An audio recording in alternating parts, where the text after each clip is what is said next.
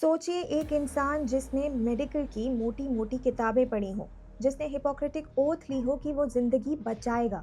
आखिर वो इंसान कैसे मान लेता है कि मासूम बच्चों, औरतों और बुजुर्गों को उड़ा देना जन्नत का सीधा टिकट है। आज हम बात कर रहे हैं डॉक्टर उमर की, एक एमबीबीएस डॉक्टर जिसने दिल्ली में खुद को उड़ा दिया।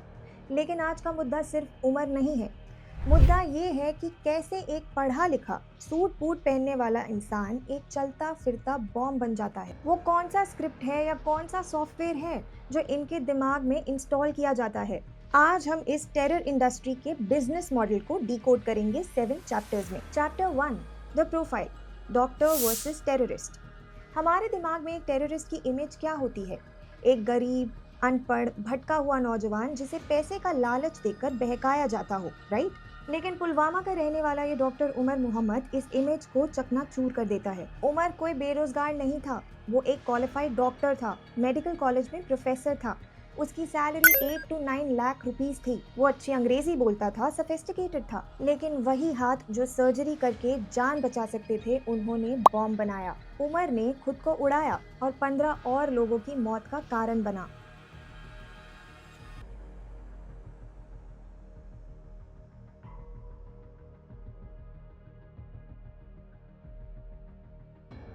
सवाल ये है कि एक एमबीबीएस डॉक्टर को ये कैसे कन्विंस किया गया कि सुसाइड बॉम्बिंग खुदकुशी नहीं बल्कि अल्लाह की सेवा है।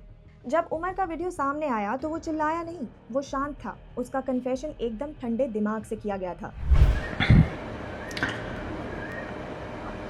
One of the very misunderstood concept is concept of what has been labeled as suicide bombing. ये गुस्से का आवेग यानी इम्पल्स नहीं था, ये थी महीनों की प्लानिंग।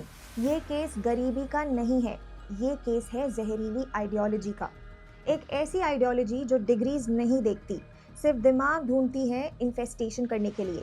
डॉक्टर उमर का केस हमें ये चीख चीख कर बता रहा है कि टेररिज्म अब मजबूरी नहीं, एक करियर चॉइस बनाया जा रहा है जो उन लोगों के लिए है जो ऑलरेडी वेल सेटल्ड हैं। Decoding the mind, cognitive dissonance. मैंने डॉक्टर उमर का वो confession video frame by frame देखा, और अगर आप साइकोलॉजी समझते हैं तो आपको उस वीडियो में एक पैटर्न दिखेगा। उमर उस वीडियो में कह रहा है मरना अल्लाह की इबादत है, लेकिन बोलते वक्त वो हकला रहा है। उसकी आंखें नीची थी, उसके हाथ कांप रहे थे। वीडियो में कई जंप कट्स थे। ये साइन है कॉग्निटिव डिसोनेंस का। One of the very misunderstood concept is concept of what has been labeled as suicide bombing. It is martyrdom operations, and it is being known in Islam. There are multiple contraindications, but there are multiple arguments that have been brought against it. Martyrdom operations. When a person presumes that he is going for sure die at a particular place at a particular time, he goes against the presumption that a particular is going to die in a particular situation. It's not, we don't have situation. Cognitive dissonance तब होता है जब आपका दिमाग जानता है कि आप गलत कर रहे हैं, लेकिन आपकी आइडियोलॉजी आपसे वो जबरदस्ती करवाती है। उमर एक डॉक्टर था, उसने साइंस पढ़ी थी। उसके सबकॉन्शियस को पता था कि बेगुनाहों को मारना गलत है, लेकिन उसकी ब्रेन वॉशिंग उसके लॉजिक पर हावी हो गई। ये वीडियो हमें डराता नहीं है जब जोड़ता है, क्योंकि ये वीडियो सबूत है कि ये लड़का अपनी बात नहीं बोल रहा था, ये किसी और की लिखी हुई स्क्रिप्ट पढ़ रहा था। ये एक स्क्रिप्टेड, रिहर्स्ड और कोल्ड ब्लडेड डिसीजन था। उमर को पता था कि उसे मरना है, और सबसे डरावनी बात, उसे पता था कि उसके मरने का वीडियो नए लड़कों को भर्ती यानी कि रिक्रूट करने के लिए यूज होगा। वो सिर्फ एक बॉम्ब नहीं था, एक मार्केटिंग टूल था, एक पोस्टर बॉय, ताकि अगले साल कोई और डॉक्टर, कोई और इंजीनियर इसी रास्ते पर चल पड़े। अब बात करते हैं चैप्टर 3 की, the global virus, not just an Indian problem. आपको लग रहा होगा कि ये सिर्फ कश्मीर या इंडिया की समस्या है। ये गलती मत कीजिए।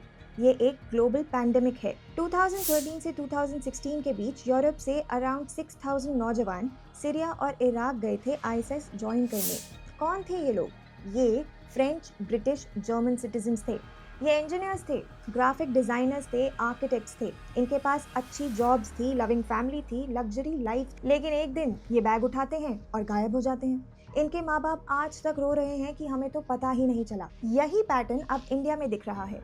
याद कीजिए 2016 का केरला केस, 21 लड़के लड़कियां अफगानिस्तान चले गए। याद कीजिए बैंगलोर का वो ग्राफिक डिजाइनर एमएनसी में काम करता था, लेकिन लैपटॉप पर बॉम्ब बनाने की ट्रेनिंग ले रहा था। फर्क बस इतना है कि अब ये लड़के सीरिया नहीं जा रहे, ये यहीं रहकर हमारे और आपके बीच स्लीपर सेल्स बना रहे हैं।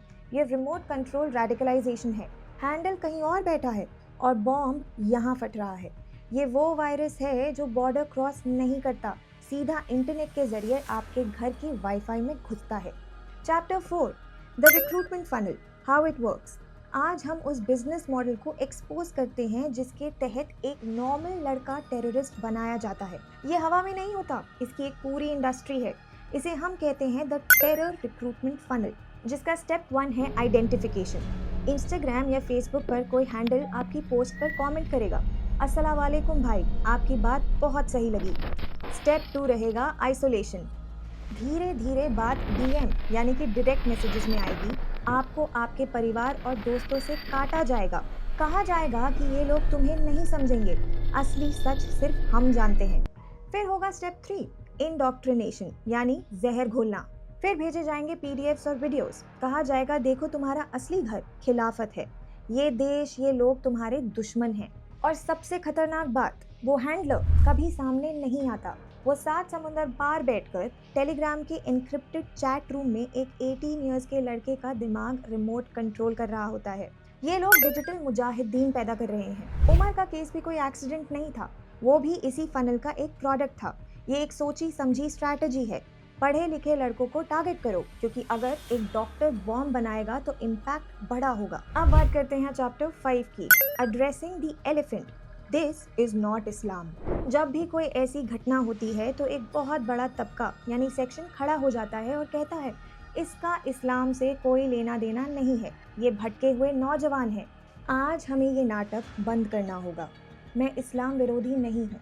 मेरे दफ्तर में, मेरे दोस्तों में कई मुसलमान हैं जो देश के लिए मर मिटने को तैयार हैं। लेकिन कैंसर का इलाज तभी शुरू हो पाता है जब उसे कैंसर कहा जाता है।